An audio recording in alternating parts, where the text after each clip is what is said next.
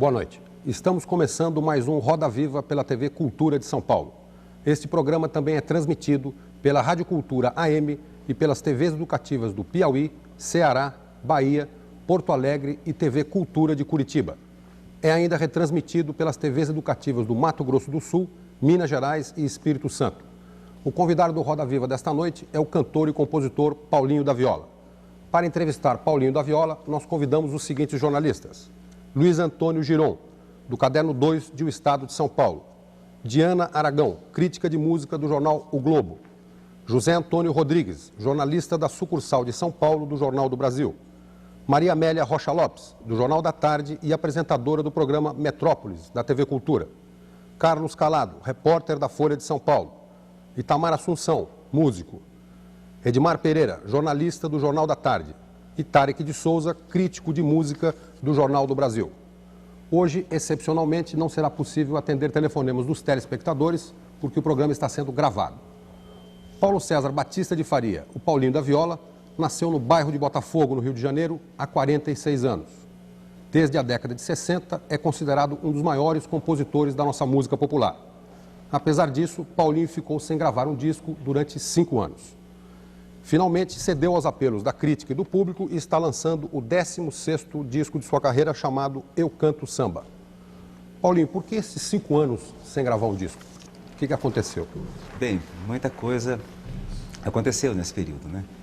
Eu, quando fiz o último disco, chamado Prisma Luminoso, ele foi lançado num momento que eu acho que todos se lembram, em que havia um certo ceticismo em relação à chamada MPB, né? Até por parte de alguns autores que reclamavam, alguns músicos, alguns compositores, alguns artistas que estavam reclamando de não ver seus trabalhos assim reconhecidos e executados como eles achavam que esse trabalho tinha que ser executado. E também havia uma mudança, não é? Naquele momento, quer dizer, as gravadoras estavam investindo assim maciçamente, acreditando maciçamente num grupo emergente, que era o pessoal chamado rock de garagem, né? Pessoal novo, que estava começando, e já alguns com sucesso e tudo, então os investimentos eram muito para ali. Eu, quando fiz esse disco, quando gravei o Prisma Luminoso, e comecei a viajar, né? Eu comecei a perceber que, eu percebia isso, né? Que havia uma resistência muito grande com relação ao trabalho de divulgação do que eu havia feito, né? E de outros, comecei a perceber que outros artistas também, a gente não ouvia nas rádios, principalmente nas FMs, né? E a enorme dificuldade, né? Para fazer o trabalho se tornar conhecido, né? Que tipo de resistência você encontrava? Bom, a não execução, a não execução, não é? A não vontade mesmo assim das gravadoras, ou da gravadora no caso, de fazer um investimento, de apostar mais no trabalho. Então eu, depois que fiz esse trabalho, comecei a viajar e encontrar isso, né? Encontrar um certo, esse ceticismo que eu já falei em relação inclusive ao samba, né? Eu ouvia comentários assim de que determinadas rádios, não sei, no Rio de Janeiro, né? De FM, os programadores, ou então até mesmo os responsáveis, diziam assim, não, aqui não se toca samba mesmo e a gente não está afim. Agora, Paulinho, você acha que isso mudou, esse panorama mudou de... Eu acho que mudou um pouco, né? Eu acho que as coisas, elas mudaram um pouco, né? Depois a gente chega lá dentro. Então, eu fiz o seguinte, era o penúltimo disco, o último disco que eu deveria gravar na gravadora, fazer na gravadora. Qual era a gravadora, Paulinho? Na Warner, era em 84, deveria fazer mais um disco e encerrava meu contrato. E eu procurei o André Midani, que era o presidente da gravadora, e falei isso para ele, foi muito claro. Eu falei, olha, André, acho que fazer um outro disco, né, num clima desse, tudo aí que eu sinto que as dificuldades que já vou encontrar para divulgação, eu acho que vai ser uma coisa assim, vai ser, sabe, cumprimento de contrato, o último disco, vai ser aquela coisa eu já venho gravando há muito tempo, e aqui gravando todo ano um disco, né? Eu acho que queria me livrar um pouco disso, eu acho que era hora de dar uma parada realmente para reavaliar meu trabalho e ver que possibilidades eu tenho com relação à música, né, que faço aqui, né? Bom, e ele aceitou, ele concordou que achou que era aquilo mesmo e deixou em aberto uma discussão para depois, né? como é que ia ficar essa questão de contrato e tudo. Bom, naquele ano de 84 eu não gravei, realmente. E aí começou a acontecer comigo uma coisa que eu não esperava também. Eu comecei a viajar e a fazer shows. E fui algumas vezes até para o exterior, né? E pelo Brasil comecei a fazer shows e comecei a perceber uma coisa assim, em alguns lugares que eu ia fazer shows, principalmente assim no Nordeste, lugares que eu não tinha ido, eu participei de um projeto, e que fui a lugares que eu não podia imaginar, como por exemplo Porto Velho, Rio Branco, sabe, Macapá, e comecei no Sul também, tudo, e comecei a ver que as pessoas assim iam aos shows, né? Era um maior sucesso, a crítica, os jornalistas me recebiam muito bem em todos os lugares, e me entrevistavam, davam entrevistas. Então comecei a perceber que a questão do disco, no meu caso, naquele momento, não era uma coisa assim imprescindível, né? Não era uma coisa assim que o artista tem sempre essa ideia de que, bom, se eu tenho um disco, eu tenho um gancho, porque todo mundo me vai entrevistar, então isso facilita, ele vai ser executado, não sei de quê. Não deixa, isso aí tem uma certa, até certo ponto é verdade. Mas eu comecei a sentir que no meu caso, talvez porque eu nunca tenha feito um disco assim, já fiz discos de grande sucesso e tudo assim, mas talvez nunca tenha feito um disco assim de grande vendagem, de uma vendagem assim excepcional, né? E nunca me dei muito conta disso, quer dizer, sempre fiz o meu trabalho, sempre fiz os meus shows e parece que há realmente essa história de alguns artistas que, por exemplo, que vendem muito disco, entendeu? Outros que não vendem tanto assim, mas que fazem shows e lotam. Eu poderia citar alguns exemplos. No meu caso, já fiz shows em diversos lugares, assim, até com ginásio lotado, né? E ficava pensando, mas por que eu acho que eu deveria vender um número de discos compatível com o número de pessoas que vão assistir. Mas me parece que existe essa história já é um pouco antiga, nem sempre é assim, não é? Agora, e eu fiquei então, eu relaxei um pouco em relação a isso, né? Eu achei que em 84, 85 ia ser procurado por gravadora, realmente algumas gravadoras me procuraram e tudo. Eu naquela fase, assim, como já disse, um pouco descrente desse negócio de mercado de disco, essa coisa de divulgação, vinha conversando até com alguns artistas, como foi o caso, conversei, por exemplo, com o Gil, né? E uma vez ele falando, eu acho que a gente tinha que ter uma outra proposta nessa relação, não só com gravadora, mas essa questão também da divulgação do trabalho, não só da gente, mas principalmente, por exemplo, do pessoal mais novo que está aí, chegando aí agora. Eu acho que é preciso a gente criar uma relação diferente. Não pode ser essa coisa que está aí, né, que de repente é uma coisa se faz um investimento, fica uma coisa que se atém a só um segmento da área musical e tem outros vários aí que não têm essa oportunidade. Então, por causa dessa conversa, então chegamos a conversar, por exemplo, até em coisas alternativas, por exemplo, discos alternativos. Falava-se muito nessa época também da chamada coprodução, né? Que alguns artistas fizeram essa experiência, né, de coprodução com gravadora. E eu estava um pouco nessa, né? Bom, e aí, por coincidência, comecei também a fazer algumas viagens ao exterior, fui a diversos países, tudo assim, viajando e tudo, e comecei a empurrar essa coisa, jogar um pouco para depois. Não, depois. Aí comecei também a ser um pouco cobrado, né? As diversas pessoas, você não grava mais e tudo. E aí vem uma coisa importante, né? Seria uma leviandade da minha parte também dizer assim, não fui procurado por nenhuma gravadora, as gravadoras não queriam nada comigo, não era bem assim. Eu recebi algumas propostas, algumas que realmente não foram adiante, outras que, por exemplo, na fase do plano cruzado. E você, né? quando as gravadoras procuraram você não estava a fim de gravar, achava que não era o momento? Eu ficava querendo discutir essa questão do como é que é o contrato, como é que é o tipo de trabalho. Aí começava a dizer isso, olha, eu já tive essa experiência assim, acho que não é por aí, acho que tem que ser de uma forma diferente. E aí a coisa passava para depois. Aí até um ponto, né, que ficou uma coisa assim, de muitas cobranças, e aí também vai aqui um ato que eu julgo que tem de justiça, né? e de uma certa maneira até de agradecimento de algumas pessoas, uns amigos, outros não, que mesmo até através da imprensa, outros que não são jornalistas críticos de música, que começaram a fazer essa cobrança, dizer, pô, Paulinho da Viola não grava mais, por que não grava, o que está havendo, não sei de quê. Paulinho, mas e qual seria o contrato ideal no caso, então? Quer dizer, porque você Olha, relutou isso, tanto. Bom, isso é uma coisa muito difícil de falar aqui agora, né? Porque é uma questão muito delicada isso, né? Eu, na verdade, vou dizer a você, eu mesmo que lendo alguns contratos e vendo dentro de cláusulas, vendo assim cláusulas de contrato em que eu sabia que elas não eram assim muito favoráveis a mim, né? E também a outros artistas, né? Essa legislação, quer dizer, essa relação de poder, né? É uma coisa muito difícil de ser mudada. A obrigação anual de gravar um disco? Não, isso não, nem tanto, né? Porque muitas gravadoras, elas não têm elas não obrigam o artista, porque está sob contrato, tem que gravar todo ano, né? No meu caso, por exemplo, eu sempre gravei e nenhuma gravadora, ninguém de gravadora se meteu para dizer, olha, tem que ser feito assim, o assado e tudo. As pessoas às vezes sugerem músicas, sugerem uma mudança e tudo assim, mas não interferem diretamente. Mas não tem a pressão direta. Quer dizer, seria uma leviandade da minha parte se eu Paulinho, uma mentira. O Tarek de Souza tem uma pergunta, por favor. Paulinho, essa sua volta coincide com uma chegada dos roqueiros ao samba. Quer dizer, tem muito pessoal de rock hoje em dia fazendo samba. Tem o Lobão, tem o Cazuza, tem Picassos Falsos, tem uma série de grupos paralamas interessados em fazer samba. Então, essa mudança tem alguma coisa a ver com a sua volta ao disco também? Você se sentiu mais estimulado por causa disso?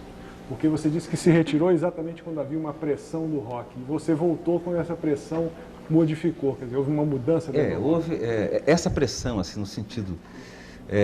essa cobrança para eu fazer, para eu gravar, voltar a gravar, né, por parte de amigos e até de alguns jornalistas e tudo, né? Foi uma coisa que realmente me deu uma força muito grande, né? E eu já estava sentindo realmente necessidade de gravar, né? Porque, no meu caso, eu continuei fazendo shows, como eu disse, e tudo, e achava ótimo o fato de não tinha disco, não tinha música tocando em rádio nem nada, e chegava nos lugares e encontrava um público, assim, a fim de ouvir meu trabalho e tudo, quer dizer, como uma coisa já talvez de um reconhecimento, ou um público que gosta realmente do meu trabalho, que é aquele público assim meio cativo e tudo. E eu sentia que essa coisa aumentava um pouquinho. Então eu fiquei um pouco descansado em relação a isso. Agora, depois de um certo tempo, aí a coisa já fica um pouco difícil, né? Depois de 5 anos, como foi o caso, se você não gravar um disco, também já é abusar, né? E aí também já é querer esnobar, também não dá, né? Então, essas solicitações e algumas gravadoras realmente me procuraram, disse, olha, a gente está interessado no teu trabalho, vamos conversar. Então, eu conversei com duas gravadoras, e com 3, na verdade, né? Cheguei a conversar até com a Luísa Falcão, que, aliás, eu preciso até explicar e conversar com ele sobre o que nós conversamos, né, antes. Né? Mas teve alguma confluência assim com o pessoal do rock? Porque você, apesar de fazer um samba mais ortodoxo, quer dizer, você ficar dentro da linha do samba, você é muito respeitado na área do rock. Todas as entrevistas falam bem de você. Existiu alguma coisa assim, de você se sentir... Bom, isso me surpreendeu, não é? Eu um dia abri uma revista, se eu não me engano era a revista Veja, e tinha uma entrevista do pessoal do Paralama do Sucesso, né? E eles do Herbert Viana, fazendo era uma entrevista assim muito, onde ele usando assim de até uma certa violência assim, fazia uma crítica assim violenta toda a música brasileira, aquela coisa assim, né? Foi logo muito no começo da carreira deles, né? E fazia uma ressalva ao meu trabalho, ao meu nome, tudo assim, como um compositor que ele curtia e tudo, e até citava, ele falava isso, tá vendo? Como o Paulinho da Viola, por exemplo, que não tem nada a dizer, então não grava, não faz nada, fica em casa. A sessão conjunta do Congresso reuniu... Bem, então, isso, quando eu comecei a perceber isso, né, que havia assim realmente porque também tem um fato, eu também dei algumas declarações, né, falando dessa questão, por exemplo, do rock, né, que, para surpresa de muita gente, né, eu ouvia rock, né, e comecei a ouvir rock... Paulinho, você ouvia Sim. quem, no caso? Bom, eu comecei a ouvir rock... Olha, só um minutinho, por favor, deixa eu interrompê-lo, porque o nosso cartunista Paulo Caruso já chegou, entrou sorrateiramente, mas já fez alguns trabalhos, então ele já está presente para registrar os melhores momentos do nosso Roda Viva. Por favor. Eu comecei a ouvir rock mais assim, eu ouvia um ou outro rock, né? Eu ouvi muito ainda na década de 50, né? Um pouco assim, forçado pelas circunstâncias, né? Antes, deixa eu contar uma historinha aqui, né? Quando o rock chegou no Brasil, em 54, né? Com o Balanço das Horas, aquela coisa, eu era um garoto, né? De 12 anos, né? Então, assim, lá em Botafogo, no Rio de Janeiro, às vezes quando a gente ia à praia e tudo, né? O que se falava muito, né? Acho que as pessoas dessa época se lembram, é que entre a garotada corria o seguinte, né? Vem aí um ritmo alucinante. Ninguém sabia o que era, mas já começaram a soltar aquela coisa de que vem uma coisa alucinante aí, a imprensa toda assim, não sei o quê. Então, quando o rock chegou, foi aquela loucura que as pessoas que viveram isso se lembram, né? Eu, por exemplo, lá no Rio de Janeiro, eu fiquei muito assustado, porque me lembro que as manchetes eram assim, por exemplo, os cinemas todos quebrados, né? As pessoas quebravam o cinema. Me lembro que teve um cinema, acho que foi o Cinema Azteca ou São Luís, lá no Catete, saiu uma matéria, porque um cara ficou tão exaltado, ficou tão entusiasmado que ele deu um tiro na tela. Né? Pá, então isso só fazia com que mais pessoas, né? Era uma força, né? Porque era uma coisa vibrante, tudo assim, todo mundo foi nessa, né? Aí, eu fiquei, evidentemente, assustado, né, com isso, né? Porque quando eu via isso, né, que chegava e vi o comportamento, assim, por exemplo, da garotada da escola, da rua, dos meus primos, das pessoas que eu conhecia, eu achei que todo mundo enlouqueceu. Por quê? Porque, por força, né, da formação que eu tive, que era daquele garoto que ficava sentado numa sala ouvindo músicos, fazendo horas e horas tocando choro, cantando aqueles sambas assim, sincopados, cantando seresta, não sei de quê. Então, comecei a achar que as pessoas tinham enlouquecido. Sim. E que, naturalmente, aquela música era a música do demônio, né? Você levou um susto, né? Aí já comecei logo a torcer contra, achei que realmente não tinha nada a ver. E foi um grande problema isso para mim, porque o rock, né? Quer dizer, essa coisa, eu só tomei consciência disso muito tempo depois, mas foi um grande problema porque eu me sentia assim muito, e durante toda a minha vida, e toda a minha infância, e acredito mesmo que isso tenha tido assim uma importância muito grande na minha formação como pessoa, como homem, como ser humano, né?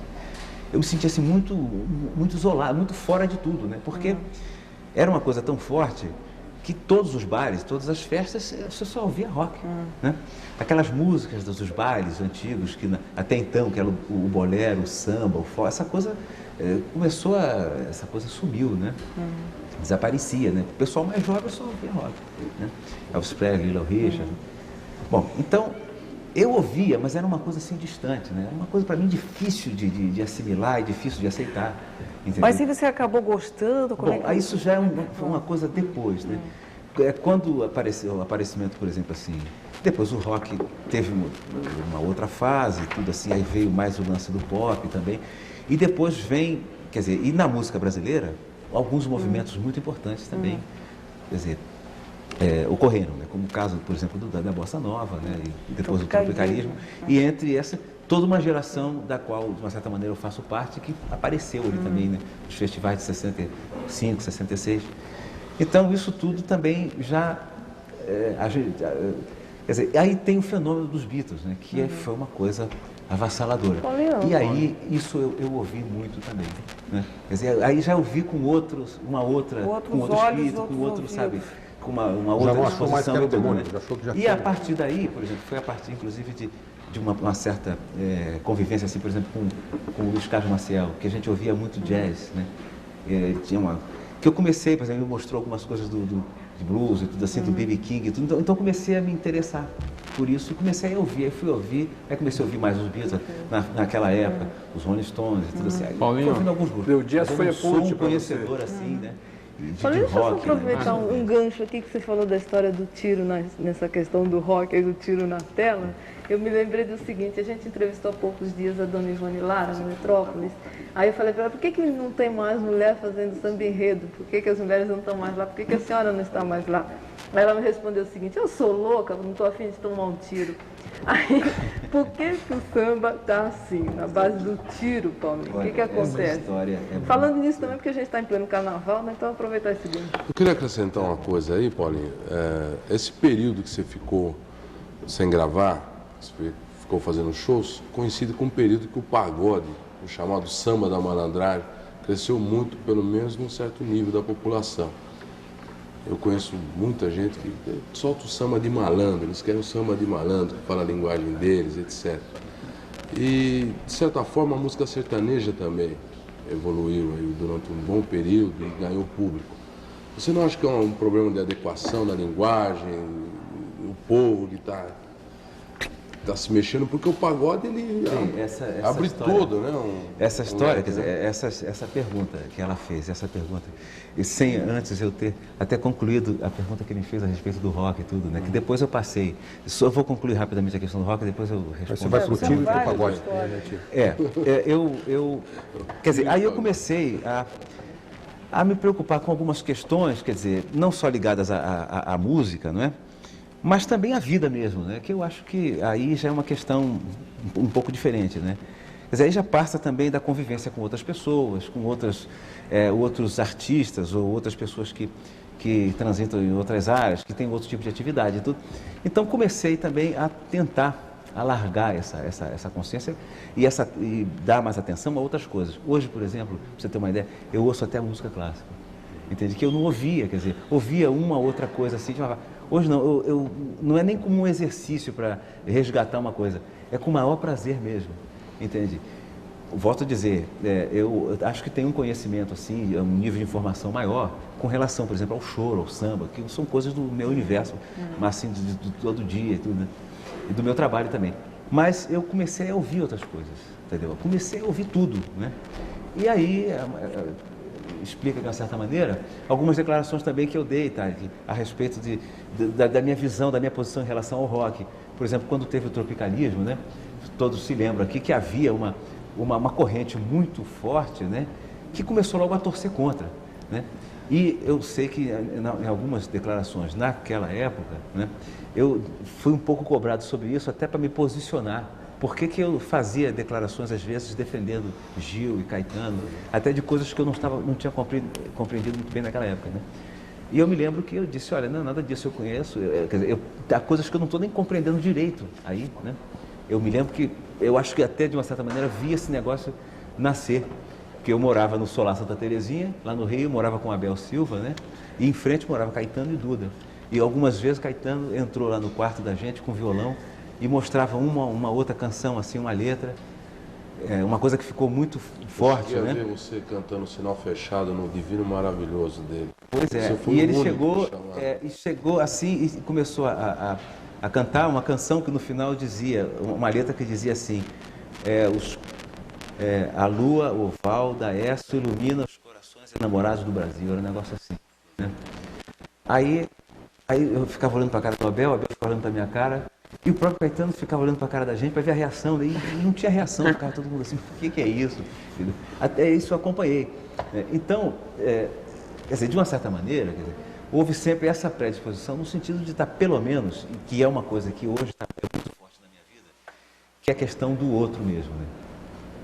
E por quê? Porque a gente é acostumado ao seguinte, né? Desenvolveu na prática, é o seguinte: o que eu faço, o meu universo, tudo é que é a verdade, o resto não interessa, né? E a gente vem mais ou menos por aí, né? Vem muita gente assim. Então, dentro, por exemplo, não só da música brasileira, mas em diversas áreas, você vê sempre uma discussão no sentido de você defender a unhas e dentes o ponto de vista dele, a visão dele da cultura, a visão dele da música e tudo. E o resto, ele sempre uma crítica assim, sabe? De alguma forma, ele não aceita, pelo menos ouvir, sabe, o outro. Entendeu? Sempre, há muita emoção, muita coisa assim de emoção e muita má fé mesmo nessas discussões, a gente percebe isso. Então, isso foi uma coisa que desde o começo eu também sempre evitei, quer dizer, há coisas que realmente eu não gosto, elas não me tocam, mas nem por isso eu vou ter que dizer, não, isso aí não é legal porque eu não gosto. Isso não existe, né? Paulinho, em cima disso, acho que até uma maneira de poder retomar um pouquinho a dúvida do Tati.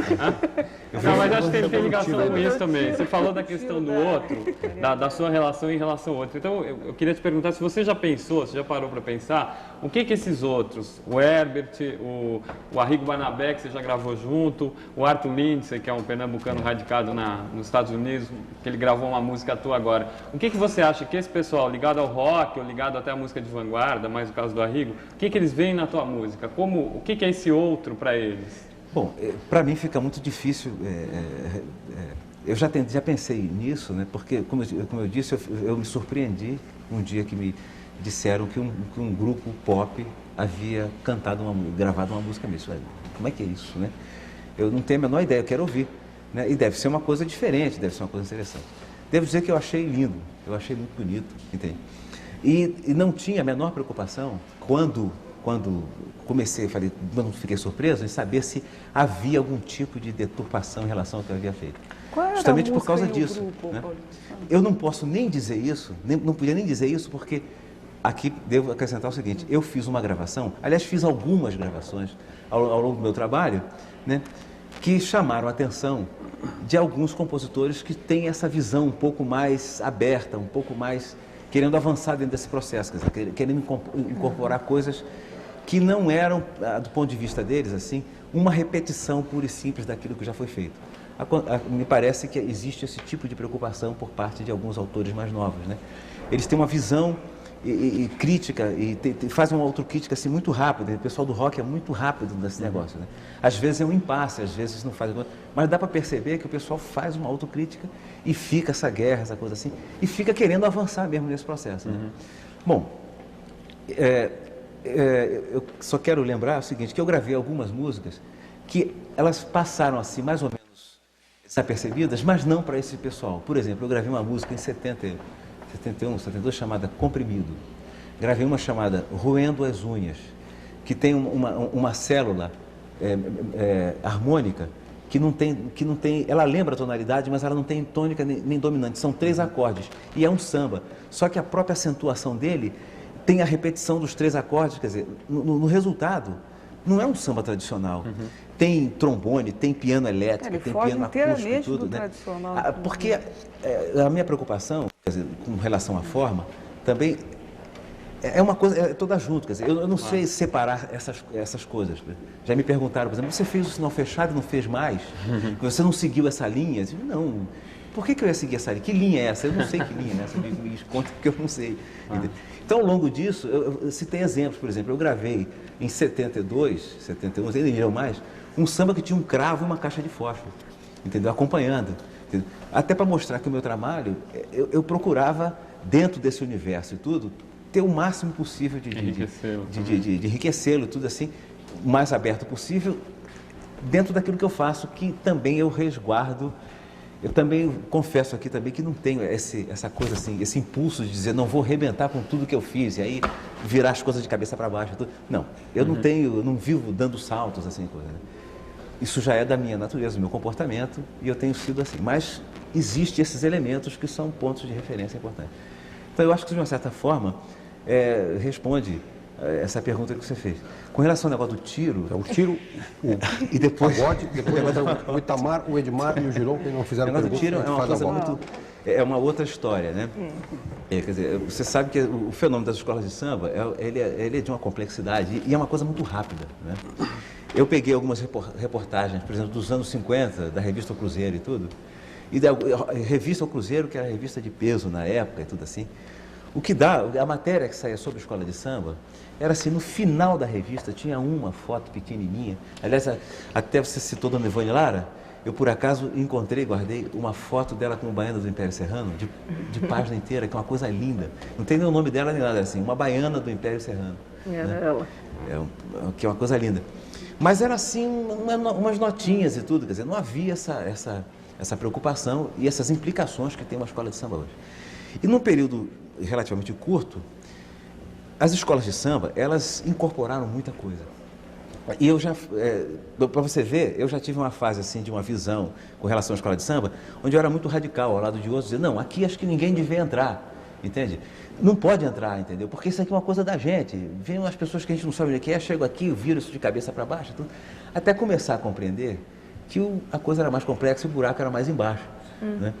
Que se por um lado existe essa questão da invasão realmente do gigantismo das escolas e desses interesses que cada vez são mais comerciais, são outros que não aqueles que a gente amava, né, que a gente tinha com perspectiva assim das coisas que a gente fazia. Eu tenho que compreender também que há uma dinâmica nisso e que o samba, quer dizer, com todas essas implicações, ele vai incorporando as coisas como sempre veio incorporando, né? E até perceber, como já travamos discussões na década de 70 sobre isso, né? Porque tinha um pessoal mais radical que dizia, não, eu não aceito, pô, entendeu? O pessoal que foi criado nesse negócio, que acostumado ali, de repente vê essa transformação assim, e ele do lado de fora, realmente o cara tem toda a razão de dizer que você não vai compreender essa coisa tão complexa, tão difícil de explicar. É natural que ele reaja, sabe, olha, estão me roubando, estão invadindo a minha praia aqui, estão levando tudo, não sei. Bom, aí até compreender que nessa complexidade tem essas coisas. Por exemplo, o samba nunca foi uma forma pura. Nunca teve isso. Por isso eu nunca usei. Isso eu faço questão de repetir. Gostaria se alguém tivesse... aí eu vou fazer uma autocrítica, entendeu? Se alguma vez eu usei a palavra autêntico, eu acho que essa palavra ela é muito perigosa, né? Porque ela muitas vezes encobre ela dá margem a muitas coisas falsas. Paulinho, né? o que você ouve hoje, assim, com atenção, assim, do que está sendo feito em música? O que bate na sua cabeça? Está muito distante da música, por exemplo, que o seu pai fazia com você? Você incorporou, vem incorporando alguma coisa, mas eu ouço os chamados clássicos da música brasileira, eu ouço sempre. A Pixinguinha eu ouço sempre. Né? Sempre. Eu quando tenho não estou assim muito bem, eu ouço Pixinguinha, fico logo bom. Entendeu? Melhoro. Quando estou assim meio deprimido, sei de que assim, eu ouço um choro do Pixinguinha, pronto, eu melhoro, fico ótimo, entendeu? E ouço outros, eu ouço todo mundo, né? Do pessoal do samba eu vivo ouvindo sempre do choro, por exemplo, do Pixinguinha, o Nazaré, o Jacó, os clássicos do choro eu ouço sempre. Eu tenho uma discoteca razoável de choro, do Radamés, eu ouço muito, tudo. E do pessoal do samba também, os clássicos, tudo assim. Agora, eu procuro, quer dizer, ouvir outros, né? É aquela coisa que a gente tem de, pô, o que tem de novo aí, o que está surgindo, o que tem, como é que essas coisas chegam, né? Evidentemente que muita coisa eu fico assim perplexo, outras eu não sinto como uma coisa assim que me agrade, tudo assim, né? Mas eu procuro ouvir o máximo que eu posso, sabe? E até por uma questão mesmo de me informar dos novos do rock para o samba. Quer dizer, você aceita isso? Você faria uma ponte inversa, encontrando? Bom, eu acho que é mais simples para eles, entendeu? Fazer uma leitura, uma abordagem de um trabalho meu do que eu para eles, né? do trabalho deles. Eu não sei, se eu fizesse alguma coisa assim, com relação à música de rock, eu acho que não faria bem, né? Eu acho que não faria bem. Agora, você gosta do rock brasileiro? Qual é a sua opinião sobre o rock brasileiro em geral? Tem uns grupos que eu acho você ouve? interessantes. Você falou que ouve choro, você ouve de vez em quando? Ouço, claro, ouço os Titãs, o pessoal todo aí do próprio Paralamas mesmo, né? Eu ouvi muito a Legião Urbana. E o pagode? O Antônio perguntou a você sobre o pagode. Sobre a questão só terminar o negócio da escola de samba que eu chego nessa coisa do pagode, né? É o seguinte, e as escolas, como eu disse, a gente percebe que elas nunca tiveram uma forma que se definiu, nem nessa fase em que não se dá, nem a mídia, não dava a menor atenção, que era uma coisa assim, uma outra notinha sobre o que aconteceu no carnaval, então, nem nesta fase, entendeu? A gente pode dizer que a escola, ela teve uma cara que foi aquela durante alguns anos, não, ela sempre veio diferente, incorporando uma outra coisa, sabe? Gente que chegava de fora e dava uma sugestão, quer dizer, hoje pertencer a uma escola de samba mudava, o cara acrescentava ter poder? uma coisa, dançava diferente, o ritmo mudava de alguma maneira, trazia um instrumento diferente, um passista vinha fazendo uma coisa. Nunca foi uma coisa assim, sabe, estática, não, parada. Sabe?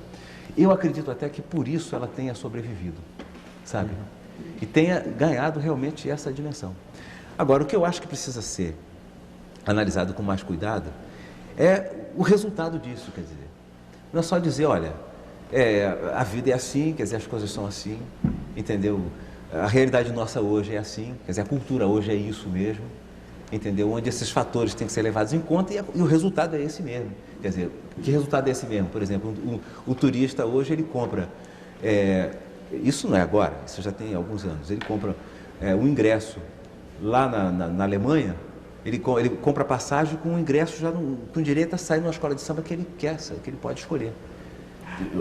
Há 2 anos atrás, eu até escrevi um artigozinho no jornal, que é uma coisa que eu não faço, eu escrevi lá até no Globo, entendeu? Falando sobre isso, quer dizer, o que eu sentia quando percebia essas coisas e como eu me senti quando viu uma declaração de um turista que chegou e ficou assim, decepcionado, porque falaram para ele que a escola que ele tinha escolhido para desfilar não tinha a menor possibilidade de ganhar. Não, a gente queria mudar de escola. Entendeu? Quer dizer, aí, eu acho que não é possível passar por cima disso, quer dizer, sem fazer uma avaliação, aí vai a crítica. Agora você imagina o seguinte, algum tempo atrás, você dispunha de um tempo, os compositores da escola de samba, que faziam samba enredo, samba de rua e samba de quadra, como a gente chama, que isso não existe mais. Por que não existe mais? Porque hoje já existe um compromisso por parte das escolas de samba de ter o samba enredo pronto num determinado período, porque precisa ser gravado e ser lançado, porque aquilo tem que estar antes do Natal, porque tem uma vendagem muito grande e tudo.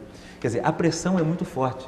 E é natural que debaixo de uma pressão dessa, você vê a média dos sambas, sempre tem um ou outro samba que se destaca e tudo é mais interessante, mas é por essa razão que você ouve grande parte dos sambas e eles parecem que são uma repetição, e são uma repetição daquilo que já foi feito, aquelas mesmas palavras, aquelas mesmas clichês melódicos e rimas. A mesma coisa, entendeu? Por quê? Porque essa prática, que até certo ponto era democrática, entendeu? De, por exemplo, os compositores, eles tinham um tempo de faziam seu samba, aí lançavam na quadra, as pastoras ouviam, aprendiam ou não, ele cantava aqui e ali, tudo. Era um outro tempo, não tinha esse compromisso. O samba era escolhido quase perto do carnaval, entende? Nem eram gravados. Um ou outro era gravado, depois é que essa coisa ficou. Quer dizer, esse compromisso levou a isso, entendeu? É possível que daqui a algum tempo exista já, pelo uso, pela prática, né, compositores novos que já têm uma outra mobilidade e possam criar dentro desse tempo. Mas o pessoal mais antigo, o que fez? Se afastou. Paulinho. E tem muito embuste, quer dizer, por quê? Porque há muito interesse, como há uma coisa assim também que implica em muito dinheiro, apesar de estar afastado da escola de samba, eu tenho informações de que a vendagem, não só de disco, mas de execução e tudo, implica num dinheiro alto, e as editoras, por exemplo, já ficam em cima dos compositores, olha, edita aqui, tem esse dinheiro e tudo. Então, é natural que saia tiro, né? Porque é uma guerra, né? Uma verdadeira guerra, né? Esse leva não sei quantos para defender, aquele leva, é evidente que vai ser uma guerra. Em 66 você compôs um samba enredo para Portela, não foi? Foi. Memórias de um Sargento de Milícias. Esse tempo era outro? Era outra coisa? Como é que você compôs? Quer dizer, eu sou novo nessa história, né? Porque 66 foi logo ali. Agora, eu era novo na época, eu tinha 22 anos, 23 anos quando fiz esse samba, né? E ganhei o samba na Portela e ele foi disputado na quadra com o samba de um grande compositor chamado Walter Rosa, que já tinha alguns sambas e era uma pessoa prestigiada, numa época em que a ala de compositores de uma escola de samba era muito prestigiada pelas diretorias e pelo corpo da escola, né? Tinha peso em decisões, se reunia, discutia uma série de coisas, discutia até certo ponto uma política para a escola, entende? Quer dizer, é natural que com essas transformações, outros interesses, esses setores começaram a ser esvaziados, porque eles não interessam mais. O que faz uma ala de compositores se ela não faz, por exemplo, sambas de quadra, que era o que enriquecia esse universo? Por exemplo, grandes sambas que foram cantados por inúmeros cantores ao longo a partir da década de 50, vamos dizer assim, não digo nem para trás, entendeu? Que, oriundos das escolas de samba, você vê, eram dos mestres, eram sambas de Cartola, do Silas, do Osório, do Candeia, de autores de escola de samba. Cantores recentes, quando o samba estava assim, sendo muito executado e tudo, como Roberto Ribeiro, Clara Nunes, poderia citar inúmeros aqui, e eu fazia o quê? Procurava os sambas da velha guarda, os sambas que já tinham sucesso nas escolas, que todo mundo cantava. Essa coisa acabou, entendeu? Porque agora os interesses e tudo que gira em torno de uma escola de samba é em função de uma outra coisa. Então, eu acho que isso merecia uma ampla discussão, porque o samba é uma coisa importantíssima. Paulinho. Essa coisa que sumiu, não sumiu, entendeu? Hoje você tem escola de samba no Japão, na Noruega, na Alemanha, tem grupos fazendo samba e tudo assim. Paulinho, antes do intervalo, nós falávamos do pagode, faltou você falar sobre o pagode. Sobre essa questão da escola de samba, né, naturalmente teria que falar mais coisas para falar sobre essa trajetória, né? Principalmente nos anos 70, como é que essa coisa foi, né? Bom, a questão do pagode é a seguinte, a partir de uma coisa que eu sempre observei assim, com relação ao pessoal do samba, é que o pessoal curtia mesmo o pessoal do samba curte mesmo, os compositores, o pessoal que frequenta o samba, é o seguinte, é ir para aquele botequinzinho onde tem um pandeiro e um cavaquinho e o cara fica cantando samba, cantando verso, não sei de quê. Isso eu reparava muito. Você saía do ensaio, aí tinha sempre uma boquinha onde tinha assim uns 20, 30, 10, não sei quanto, mas o pessoal sempre cantando samba. Eu acho assim, eu sempre achei isso uma coisa mais gostosa, porque é uma coisa que aproxima mais, as pessoas falam mais diretamente e tudo. Você pode ouvir os acordes do cavaquinho, tudo é uma coisa mais gostosa, mais descontraída e tudo. Sempre teve o pessoal do samba no botequim, cantando samba. Ô Paulinho, foi por isso que você fez no pagode do Vavá ou não? Você foi um dos primeiros a falar em pagode, assim como uma instituição, né? Pois é.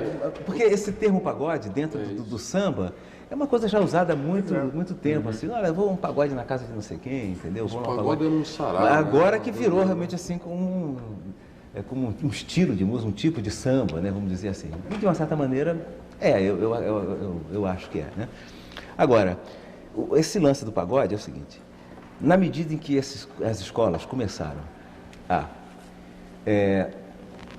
crescer e desenvolver um trabalho com uma perspectiva diferente daquela que nós tínhamos e outros tinham, que era o seguinte, os compositores cantarem seus sambas, apresentarem seus sambas de enredo, aquela coisa deixou de ser assim uma casa onde as pessoas se reuniam, né? Onde os antigos se encontravam, ficavam tomando sua cerveja, conversando, sentavam, tinha um baile. Essa coisa começou a assumir essa face, essa coisa terrível, essa coisa imensa, essa coisa gigante, com esses compromissos. Cada vez mais, você começou a ouvir dentro das escolas de samba o seguinte,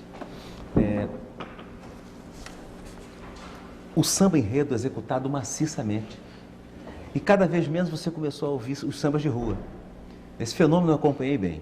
Por exemplo, no caso da Portela, abria o ensaio, cantava-se o hino da escola, aí vinham os compositores, já tinha feito uma relação, um cantava um samba, o outro vinha, cantava o outro, a bateria entrava, aí o cavaquinista acompanhava e tudo, cada um ia cantando o seu samba, distribuía seu prospecto. Essa coisa foi a um ponto, foi indo a um ponto, e que já não dava mais para distribuir, os compositores vão sendo contados, foi diminuindo, só podia cantar, aí chegou um ponto que não canta mais nada.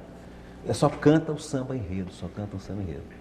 E algumas escolas, entendeu? Isso eu não vi, mas pessoas me garantiram isso, que algumas escolas no Rio de Janeiro, elas começaram, inclusive, a nem cantar só mais o samba enredo, começaram a cantar músicas do hit.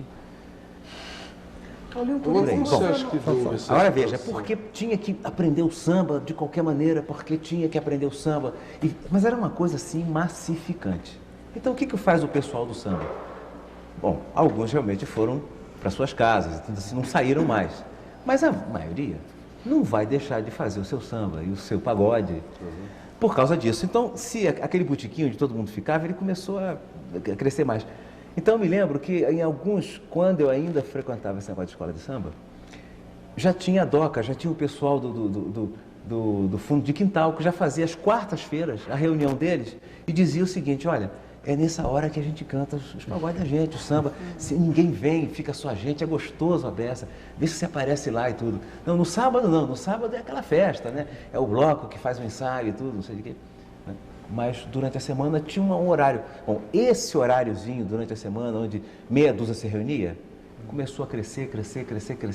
Aí começaram a aparecer boquinhas, como na casa da DOCA, lá no Oswaldo Cruz, que era uma coisinha pequenininha, o pessoal da velha guarda se reunia, daqui a pouco tinha assim centenas de pessoas, não dava mais, né? E isso começou a se espalhar pela cidade toda. Quando a mídia tomou conhecimento disso, já era. O Zeca Pagodinho já era um sucesso no subúrbio, o Miguel Neto, Juvelina Pérola Negra, que eles são fantásticos mesmo, sempre fizeram o maior sucesso e continuam fazendo. Se fizer uma festa com o Zeca Pagodinho, né, vai todo mundo para lá e tudo. Por quê? Era uma coisa tão forte, entendeu? Tão forte, que ficou impossível de fechar os olhos aqui. Aquilo, pelo contrário, era um prato cheio.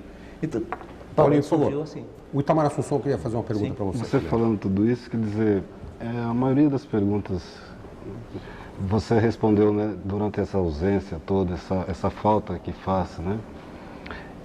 Quando eu estive na Alemanha agora em novembro, eu já tinha estado lá em maio. Então eu fui lá pela primeira vez, então aquele choque, eu nunca tinha pensado em sair do Brasil. Aliás, a minha preocupação era divulgar minha música no Brasil. Eu estava assim, como eu vou fazer para divulgar minha música? rádio não toca, e não sei o que, essa dificuldade de sempre e tal. E sempre recebendo a força, por exemplo, da Clementina, do Cartola, sua, né? Então, assim, vamos dizer que na época em que eu, Arrigo, a gente estava no processo, no início da coisa, de mostrar essa linguagem da música popular, que é diferente, que essa riqueza, essa diversidade que existe na música popular, onde que isso é muito complicado entender. E daí toda essa confusão, quer dizer, hoje eu percebo um pouco mais a confusão das coisas. Por exemplo, então, a pessoa na rua, o que música você faz? Que tipo de música? Aí eu faço uma música que eu não faço samba. Quer dizer, quem faz samba é Paulinho da Viola, eu sempre falo para quem me entrevista. O que eu quero dizer é o seguinte, que eu e o Arrigo, a gente veio com uma linguagem de música onde a gente aprendeu a ver essa diversidade da música popular. Então, quando o Arrigo comenta sobre você, quando eu comento, é porque faz parte da nossa formação, quer dizer, a sua harmonia, a sua melodia, como você canta, né? Então é imprescindível para quem quer fazer música, uma música comprometida com uma coisa mais séria, né? Que é o caso da música popular brasileira, que é uma das mais ricas do mundo. Então, voltando no caso da Alemanha, eu percebi que, por exemplo, a primeira vez eu fui com um trio de baixo, guitarra e bateria. Isso sempre eu toquei assim. E que é uma coisa que eu ouvi muito, foi rock, Jimi Hendrix e essa coisa toda.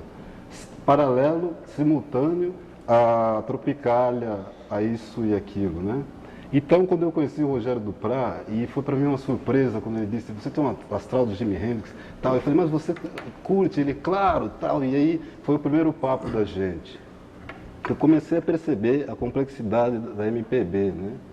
Então, de repente, durante o tempo em que a gente tentou passar essa linguagem nova, né? Quer dizer, no novo, nada de novo, assim, a coisa de estar acrescentando alguma coisa, de estar pelo menos com esse compromisso com a história da música, porque o que acontece é que de repente as pessoas pararam de ouvir, né? E, por exemplo, um absurdo, alguém num carro, num táxi, me falou, eu falando, né, do Paulinho da Viola e tal, falou, mas eu achei que ele tinha morrido, ele desapareceu. Eu falei, claro. Aí, assim, mas acontece também que eu fui procurar seu disco. Aí eu não encontrei seu disco. E aí eu falei, poxa, mas eu tive que batalhar tanto para meu disco ser lançado na hora exata. Eu gravei o meu primeiro disco pela Continental ano passado, por uma gravadora, né? O meu primeiro eu gravei em 80, o segundo em 82, o terceiro em 85 e vim gravar outro em 87 por uma gravadora. E esse caminho independente, então eu ficava achando, poxa, tá lá o Gil, o Caetano, a gente daqui olhando o Paulinho da Viola, o que será que, como que eles nos veem, né? Como se aproximar, quer dizer, a gente com aquela coisa assim, mas eles são eles, aquele monstro sagrado do Paulinho da Viola, aquele monstro sagrado do Gilberto Gil, e a gente aqui com esse sonzinho, tal, como é que a gente faz, assim, compreendido, tal, né? E sem um espaço, vamos dizer. Então, tudo isso gerou uma série Então, como não dava para definir a minha música do Arrigo, como não dá para definir sinal fechado, então, de repente, é marginal, é o cara que cria problemas, quer dizer... Então, de repente, mas eu também ficava falando assim, mas não, a Clementina também ela reclama, o Cartola também ficava falando que ninguém... Sabe, quer dizer, então, aí, mas eu peguei, quando eu percebi isso, eu fui para a Alemanha. Em maio ia ser, olha, é incrível, mas eu fiquei assim, assustado quando me convidaram para comemoração do centenário da abolição, lá em Kassel, na Alemanha, dia 13 de maio de 1888. Eu falei, mas o que está acontecendo? Eu ir lá para a Alemanha para comemoração, eu falei, puxa, é a minha abolição artística, é a minha abolição. Quer dizer, assim, aí salta o Jobim, quando ele falou aeroporto, eu falei, tá certo, fui ligando, né? Então eu estive lá, assim, e a primeira vez o pessoal estava esperando o samba. Aí fico louco, a cidade mal, pá, e não sei o que, fui meio assim, mas aí saí de lá assim, o que será que aconteceu? Quando eu voltei em novembro, eu voltei com o trio, né, baixo Tamar, guitarra, eu queria que bateria. você abreviasse um pouquinho. Não, eu só vou a pergunta abreviar, do é Paulinho, por importante falar isso, eu acho importante porque eu conheci ele hoje, né? Eu acho muito importante para quem está assistindo ver como é difícil a coisa, não é assim, quer dizer, a coisa é complicada eu acho que é um absurdo eu ficar fazendo umas perguntas para ele objetiva, quando tem toda essa história que tem tudo a ver. Então essa individualidade artística sua, né? Que eu acho que de cada um desses, do Hermeto, por exemplo, a gente cruzou no programa pela primeira vez e fizemos uma coisa juntos. Essa facilidade que o músico brasileiro tem de fazer a coisa que é reconhecida no mundo. E então eu voltei para a Alemanha e voltei com os vocalistas, a Susana Salles e a Nausete. A Susana Salles fala muito bem alemão. Então eu preparei um trabalho para que eles entendessem a minha poesia, né? Que é uma poesia e que tinha, assim, poetas como Paulo Leminski, gente ainda que é desconhecida pelo grande público no Brasil, né? Alice Ruiz. Então, o pessoal que mais ligado à vanguarda da música, né? Então, eu vejo que essa dificuldade toda, depois de mais de um ano que eu gravei o disco, eu ainda não sou executado em rádios, né? Não ouço você. Eu já vi você no Fantástico. Já foi todo um lançamento feito. E aí, agora o disco não tem. Quer dizer, no momento em que você procura, que é a hora, nesse desânimo que todo mundo está no Brasil, se não tem o disco, ele não tem como voltar muito para procurar o disco, né? Verdade. Então, é isso que é a transa do aeroporto. Então, eu até gravei Maremoto nesse último disco, um samba, que é o primeiro samba que eu faço, que eu tinha a pretensão de convidar vocês, só porque foi muito tumultuada a produção, que eu não convidei você, né? Próximo você. Muito obrigado. Então, eu queria saber de você, a pergunta, é o seguinte, que se essa arte negra, por exemplo, o Luiz Melodia, que tem também muita dificuldade por não ser um sambista, se você acha que, por exemplo, lá na Alemanha já foi lançado esse disco último meu, em CD também. Eu apresentei para a Continental. A Messi Doro, uma gravadora que queria lançar meus 2 discos independentes, e eu achei melhor isso. Eu já tinha gravado o disco para a Continental e que eles negociassem esse disco. Então, a determinado momento da carreira, eu percebi que eu e minhas pernas, o negócio era eu e minhas pernas, que eu tenho muito público, como você disse, você vai e está lá o pessoal. Quer dizer, então isso, eu achei assim, então para que eu vou ficar batalhando, fazer disco em gravadora, tal? Quer dizer, e você perde esse tempo de convívio com o público, que é o mais que me interessa para a gente. Então eu acho assim, na volta eu tive uma maior receptividade, não só na Alemanha, como na Holanda e na Áustria. Você nunca pretendeu, eu não pretendo internacionalizar essa música sua, que é brasileira, essa linguagem que aqui ainda é desconhecida? Bem, eu, como falei, eu tenho algumas experiências fora daqui, né? Algumas, assim, bem interessantes, né? E algumas interessantes por esse aspecto que a gente já sabe, e essa expectativa que a gente sabe que existe em relação à música brasileira, porque o que se sabe também é o seguinte, não sei se uma outra música no mundo teve a força suficiente de resistir a essa coisa avassaladora que é esse som meio igual, essa coisa que até certo ponto também ficou meio pasteurizada assim, que foi invadindo todas as áreas, todos os países e tudo, né? Eu acho que a música brasileira, ela tem uma força que fez com que ela resistisse um pouco a isso, sabe? Essa coisa que você está me contando, quando é muito comum haver essa coisa do samba, o pessoal do samba, por exemplo, né? Que eu acompanhei de perto e eu observei algumas coisas no comportamento do povo do samba, né? Com relação, assim, aos outros, né? Como é que eles veem a gente? O que os outros acham da gente, né? Normalmente, as pessoas se assustam um pouco, porque desde que eu me entendo por gente, o samba, feito pelo pessoal de samba, pelo pessoal de escola de samba, sempre foi olhado com uma certa desconfiança. Sabe? Mas isso... E aí você começa a perceber que essa é uma história muito antiga, né?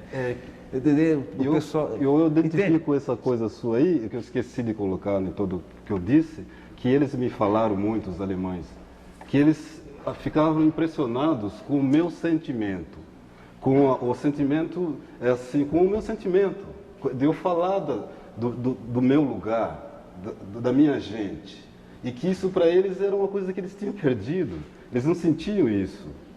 Então, por exemplo, isso eu sinto quando você fala dessa sua vivência dentro de um universo que é o samba, nesse sentido que você diz. A tua pergunta não é fácil de responder, não, porque você está falando de uma coisa assim, um pouco...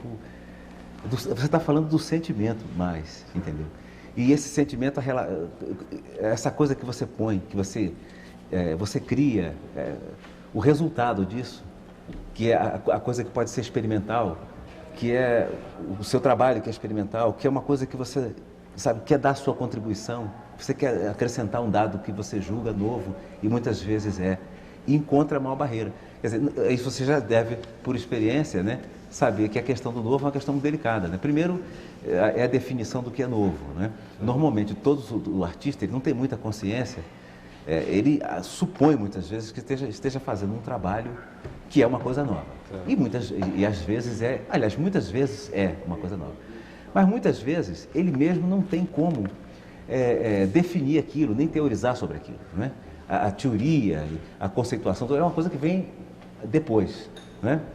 Até às vezes via outras cabeças, outras pessoas que têm uma visão daquilo, que explicam aquilo. Normalmente a arte é um pouco diferente. No caso do meu, ela vem com toda uma força e tudo assim, e depois as pessoas começam a avaliar aquilo, que implicações tem aquilo, de onde é que vem. Normalmente é assim. Você tem que considerar esse aspecto, tem que considerar a coisa vista sempre, quase sempre, como uma coisa exótica, porque não pode ser compreendida assim, entendeu? Isso não é só na música. Toda a história da arte moderna tem essa questão, entendeu? De separar realmente o que é, principalmente quando é uma coisa assim vindo dos africanos, ou dos negros, ou que não são africanos, entendeu? É sempre uma coisa... Eu estou te falando de uma coisa que eu sentia no samba. Por isso eu te digo, o samba, que é uma coisa que as pessoas sempre falam, assim, que com uma certa revolta às vezes, como se fosse uma coisa consagrada. E por que tem esse espaço todo? Por que só se fala de samba? Por que esse negócio de samba? Eu já cansei de ouvir, até na fase do tropicalismo, produtores dizem assim, tem que acabar com isso. Paulinho, tem que, sabe, só faltou dizer, tem que matar esses caras todos. Essa história é muito antiga, cara. E ela é muito complexa, porque ela envolve, inclusive, a história do povo negro no Brasil. Paulinho, entendeu? Toda a discriminação sofrida, até pelo Cartolas, que você citou aí, por exemplo, que disse que isso surpreendia ao dizer, poxa, se eu andasse com um violão em 1930, em 1920, a polícia me pegava de cacete, como pegou muita gente, prendia, batia, matava. E hoje em dia estou sendo homenageado aqui no Sambódromo, não sei o quê. Essa história é muito complexa. Só um pouquinho, por favor, mais só um minutinho. O Carlos Calado tem uma pergunta. Paulinho, então, é justamente por isso que o teu disco, esse disco que o Itamar falou que ainda não chegou na loja, que se chama Eu Canto Samba, ele começa com a faixa Eu Canto Samba e tem uma repetição da mesma faixa que a última, o Eu Canto Samba. Para quem foi esse recado? Tem ressentimento nesse recado? Não tem nenhum ressentimento. É apenas um gesto de amor mesmo, de declaração de amor mesmo. Qual é a música que você mais não gosta desse... desse... Eu canto samba, não é nada disso, entendeu? É um gesto, eu canto samba porque eu gosto, porque é gostoso, porque eu me divirto, porque é uma coisa que tem muito a ver com o meu universo mesmo. Paulinho, com as coisas que eu há gosto. poucos dias morreu a Dona Vicentina, que você cita lá no Pagode do Vavá, do Feijão da Dona Vicentina. Só quem é da Portela, a gente não é, então não sabe. Mas dizem que o feijão é uma coisa divina.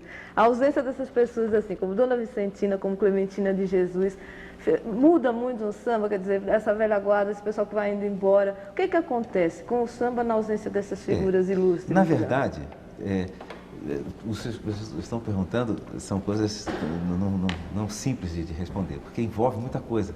É isso que eu estou falando aqui, de ter observado desde menino, né? essa coisa do pessoal do samba, ou das pessoas que fazem... Não precisa ser do samba, eu acredito que isso aconteça não só com o pessoal do samba, não, aconteça com outras formas de música por esse país afora. E não aconteça só com o povo negro, não, acontece com o povo brasileiro, sabe? Que essa coisa do popular, da linguagem popular, que não vai aqui nenhum ressentimento, sabe? Não vai nada, que vai apenas uma constatação, que não é só eu que faço, diversas pessoas, que vai desde o nível do preconceito contra o que é novo mesmo, quer dizer, aquilo que eu não conheço, então não gosto, não quero ouvir, porque me incomoda, entende como é que é? E eu acho que a arte, ela também é isso, ela não é só isso, ela incomoda, ela tem que incomodar de alguma forma. Mas ela não precisa muitas vezes só incomodar, não. Às vezes ela não incomoda e é forte também, sabe? Ela é uma reflexão, ela induz a uma reflexão, o prazer, sabe? A ter uma relação pura de prazer com uma coisa. É uma ideia, não sei de que, não precisa ser uma coisa só para incomodar, para o cara ficar com elucubrações. Quer dizer, esse tipo de preconceito que existe contra o experimental, ele existe também contra o desconhecido em relação à forma popular, entendeu? Puro preconceito mesmo, sabe? Porque as pessoas... existe a linguagem oficial, né? Existe aquilo que foi oficializado, aquilo que é redundante, aquilo que vende, aquilo que acostuma. Existe uma média, existe uma inteligência mediana, um sentimento mediano, uma coisa média. E isso tem um peso também muito grande. E até dentro disso tem coisas interessantes também, tem coisas que fazem parte da vida também, que a gente tem que levar em consideração. Paulinho. Agora, existe mais ou menos os extremos, quer dizer, aquilo que é o desconhecido e que muitas pessoas reagem mal contra isso. Mas em diversos níveis, desde a coisa mais sofisticada, às vezes até a coisa também sofisticada, mas que é vista como uma coisa simplória, como uma coisa do ingênuo, como uma coisa que não tem elaboração nenhuma, como por exemplo, e que tem uma sofisticação incrível, e que tem uma força incrível, porque não é uma força só que posso fazer 1000 análises aqui que eu não vou chegar a ela, porque eu vi, por exemplo, um artista desse nível, como é o caso, por exemplo, de Clementina Jesus, levantar um estádio, entendeu? Levantar um estádio, entende? E chegar em praça pública e levantar milhares de pessoas. Isso é uma força, cara, que não dá para... Quer dizer, não é... Qualquer consideração que você faça, qualquer crítica, ela não tem muita... Você vai fazer, que crítica você vai fazer diante de uma... Isso não tá vai falar o quê? Que a voz é como? Também, né? Dizer... Eu poderia citar aqui inúmeros artistas pelos quais eu tenho assim, uma grande admiração, Agora, que Paulinho, dá vivem pra e sofreram voltar ao muito esse samba-enredo? preconceito. E continuam sofrendo. E esbarram nessa questão que você coloca, né? São vistos como exóticos, são vistos como uma coisa de ingenuidade. Quer dizer, uma coisa que não... Se não pega pelo coração, então não pega. Paulinho. Eu só queria fazer uma pergunta antes. Tá. Luiz Antônio Girão, por favor, tem uma pergunta. Você conheceu o Pixinguinha, né? Não conheceu? Conheci. E você agora inspira Picassos falsos, você inspira Itamar Assunção, você inspira Herbert Viana. o Arrigo, Herbert Viana. Quer dizer, você está num entre-choque aí de tempo, né? Você fala que há um preconceito contra o novo, mas também há um preconceito contra o passado. Né? Existe. E nesse seu disco, Eu Canto Samba, você canta o Não Tenho Lágrimas, né? Que é uma música de 38, 37, do exato. Patrício Teixeira. Eu queria que você fizesse um pouco essa ponte entre queria que você me dissesse como é que você resolve sempre em seus discos gravar uma coisa antiga e por quê? Por que essa coisa a antiga? questão quer dizer, existe esse meu envolvimento com esse mundo, né? Com essa coisa. Né? Primeiro, a questão que eu coloco é a questão mesmo do... Quer dizer, esse universo, ele é muito caro para mim. Eu não vejo essa coisa daquilo que já foi feito, assim, apenas como uma coisa que ficou no tempo, sabe? E que eu vou fazer uma análise de todos os elementos que tem ali e é muito simples, eu explico tudo aquilo, de onde vem, por que foi feito, em que circunstância, não sei o quê. Mas eu acho que a arte, a vida, ela é muito mais do que isso. Por exemplo, como você grava Nervos de Aço, é isso? Do Lupicínio Rodrigues, exatamente. Quando eu gravei, por exemplo, Para Que Mentir, de Noel Rosa. Podia dar uma canja num trechinho para o pessoal se lembrar? Porque... Quero chorar, não tenho lágrimas. Uma música, inclusive, que o Nat King Cole gravou, se não me engano, em Portugal. Nat King Cole, que foi sucesso no mundo inteiro, né? Aí, no caso, quer dizer, eu não tinha a menor intenção de gravar essa música. Não tinha a menor intenção de gravar essa música. Eu fui, assim, procurado pelo pessoal da novela, né, que disse, olha, a gente acha que essa música vai ficar muito bem na sua voz, entendeu? E insistiram muito, eu ligava, aí eu fiquei preocupado, eu falei, não, mas eu não tem intenção de gravar, porque eu estou gravando um disco agora e isso pode trazer problema, porque isso vai... Queriam que eu gravasse no disco deles, né? Porque eles fazem um disco da trilha da novela. Aí me disseram, não, você pode até incluir no seu disco. Isso não tem o menor problema. E aí, posso incluir no meu disco, né? Bom, eu falei, meu disco está fechado e tudo assim, mas como tem uma música curtinha que vai encerrar o disco, eu acho que se eu colocar uma outra música não tem o menor problema. Agora vamos ver, quer dizer, eu fiquei com o compromisso de ver. E aí me ocorreu de fazer um arranjo onde eu pude, de uma certa maneira, colocar essa coisa que eu tenho falado aqui, quer dizer, que aí fica difícil de definir porque essa coisa sai. Entendeu? É difícil definir. Eu poderia falar em acordes que eu usei, por que eu usei na primeira parte uma linguagem assim, mais agora, sabe? Fazendo um tipo de violão assim, de acompanhamento de samba, onde não tinha a baixaria, os baixos, né? Onde tinha o contraponto e contratempo de baixo, e fazia uma coisa assim mais de bossa, vamos dizer assim, um termo que define mais ou menos dessa forma. E na segunda parte vira um machixe, que o samba nem na forma original foi gravado como um machixe, sabe? E isso aconteceu um pouco dentro do estúdio também, que eu não fui para lá e disse assim, olha, agora vai ser assim, depois faz um machixe, não. Os próprios músicos começaram a sentir isso. Meu pai tocou a segunda parte, ele não tocou a primeira. E o violão dele não é um violão de bossa. Ele até faz umas bossas, tudo. O violão dele é aquele violão, sabe, do choro, que é uma coisa difícil e uma coisa rara também. Que é uma coisa que muitas pessoas se emocionam, entendeu? Então por que eu vou ter algum tipo de preconceito contra isso? Ou levantar qualquer... Posso levantar uma questão de análise, por exemplo, né? De forma, e, sabe, se colocar aquilo num tempo, sabe? Mas isso não explica nada, sabe? Isso pode explicar o seguinte, pode dizer o seguinte, olha, agora a gente deve fazer dessa forma, porque existe toda uma mídia aí, existe todo um novo comportamento, uma nova tendência, não sei de quê, mas é só isso a vida? Não. A vida é tudo, né? E eu acho que de uma certa forma eu explico por que esse samba tem... Você vê, no final do samba tem uma cadência atonal, entendeu? Agora, como é que eu fiz isso? Eu não sei, quer dizer, foi uma coisa que eu senti ali e que ficou diferente. Tem uma cadência com 3 ou 4 acordes, né? Que completamente fora da harmonia da música, mas está inserido naquilo. Ô, Paulinho. Entendeu? No final tem uma batucada, que o samba vai acabando em forma de batucada. Quer dizer, aí já é o arranjo, já é uma outra leitura, como se diz, né, agora e tudo assim. É uma releitura daquilo. Eu espero que não tenha, pode ter agradado a uns, outros mais tradicionais. Pô, mas mexeu no samba, não sei de quê. Essa questão de, por exemplo, ouvir o Arthur Lindsay com um samba meu, eu não poderia jamais partir para dizer, pô, será que deturpou meu samba? Jamais poderia ter um comportamento desse, porque eu gravei um samba da velha guarda Portela, entendeu? Acompanhado de um sintetizador só. Entendeu? E apanhou eu sei, por causa disso, né? E ouvi coisas que eu não gostei.